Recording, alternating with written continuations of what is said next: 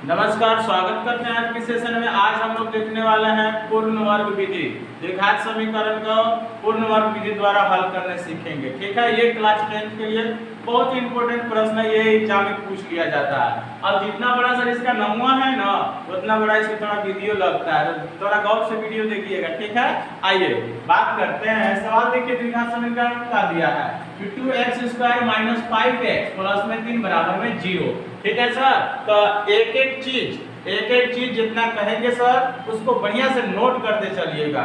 Out जरूर आएगा बनाने आपको, बस थोड़ा सा ध्यान दीजिएगा। ठीक है सर, आइए 2x² - 5x प्लस में 3 बराबर में 0। तो आप सबसे पहला इसमें शर्त है कि x वाला को एक तरफ और नंबर वाला को एक तरफ करिएगा। कैसे देखिए, 2x² और माइनस में 5x, अब ये देखिए 3 प्लस में है ना, इसको बराबर के उस साइड भेज दीजिए सर। तो प्लस में है तो क्या में हो जाएगा सर, माइनस में हो जाएगा। ठीक है, पहला नियम सीखे आप। पहला नियम क्या कहता है, गौर से सुनिएगा कि x वाला को एक तरफ और नंबर वाला को, संख्या वाला को एक तरफ। ठीक है, चलिए अब देखिए दूसरा का नंबर सुनिए कि जो x² के सामने जो होता है, x² के सामने उससे दोनों पक्ष में हम लोग भागा कर देंगे ना। ध्यान रखिएगा कि x² के जो भी सामने लिखा रहता है सर, उसमें हम लोग दोनों पक्षों में उसके सामने वाला से भागा कर देंगे। तो x² के देखिए सामने 2 है ना, 2 से भागा कर दीजिए बस दोनों पक्षों में, इस साइड वाला भी इस साइड वाला।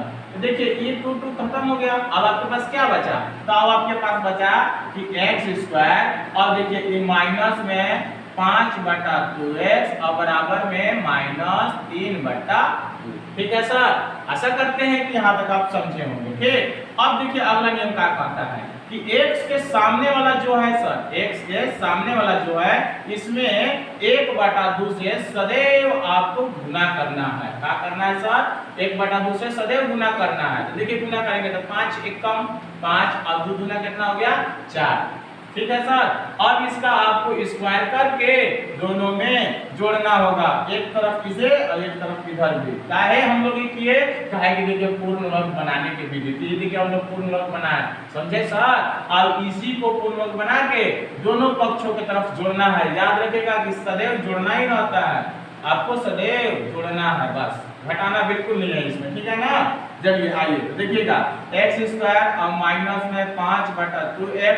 अब देखिए ये वाला लिखेंगे कौन वाला, तो प्लस में 5/4 के होल स्क्वायर और बराबर लिखिए।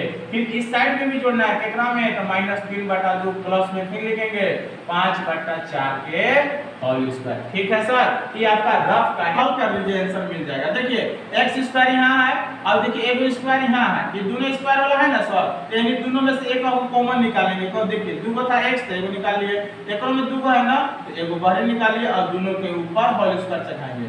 अब यहाँ पे आपको गौर करना है का कि ये वाला चिन्ह यहाँ पे नहीं डालना है, ये वाला चिन्ह जो यहाँ चिन्ह है ना माइनस, आपको माइनस डालना है। अब बराबर में n तो वही है जैसे कि 10 के लिखिए अभी। ठीक है, इसको हल करना है तो 5 बचे कितना हो गया 25 और 4 चुका 16। ठीक है, अभी इसको छेड़ना नहीं है, अभी इसको सेम टू सेम बस करते जाइए। ठीक है, चलिए पहले n वाला को हल कर लेते हैं। तो के जोड़ हो गया 2 और 16 के लगभग कम निकालिएगा तो 16 आएगा। 2 8 16 यानी कि 8 से गुना करेंगे 3 में, तो 8 3 के 24 माइनस हुआ तो सर्व भागेगा नहीं, रहेगा अभी। और फिर 16 एक हम 1 से गुना करेगा तो 25 के 25 रहेगा।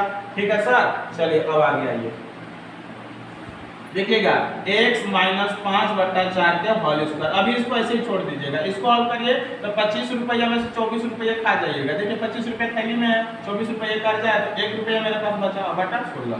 ठीक है, अब देखिए आगे हम लोग के पास क्या बचा, तो x - 5/4 के होल स्क्वायर बराबर में 1/16। अब देखिए ये जो स्क्वायर है इसको बराबर को उस साइड भेजते हैं हम लोग, तो उस पे अंडर रूट चलेगा। ठीक है ना सर, 1/16 के ऊपर स्क्वायर के जब भी आप पक्षांतर करते हैं तो 16 होगा, रूट चढ़ता है। ठीक है, और रूट जो भी होता है वो प्लस में और माइनस में दोनों में होता है। ठीक है सर, अब आगे आइए देखिएगा तो x - 5/4 बराबर में देखिए रूट 1 के मान भैया 1 हो गया, रूट 16 के मान कितना होता है 4। अब ये दोनों के हम लोग का प्लस माइनस में लेके चल रहा है। ठीक है, चलिए तो x बराबर 1 फेरा इसको प्लस में ले लीजिए, 1 फेरा माइनस में आंसर आ जाएगा। तो x बराबर क्या लिखेंगे, तो लिख लेंगे मेरे पास क्या है, तो 5/4 है ना, 1 फेरा प्लस ले लीजिए 1/4 को। ठीक, और एक फेरा माइनस में लेना है, बराबर में 5/4 है ना, एक फेरा माइनस में ले लीजिए 1/4 को।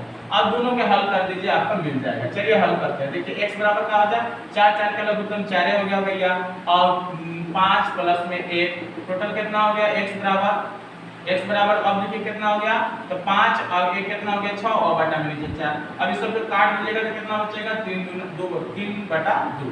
तो x बराबर कितना आया 3/2। ठीक है, ये आंसर हो गया।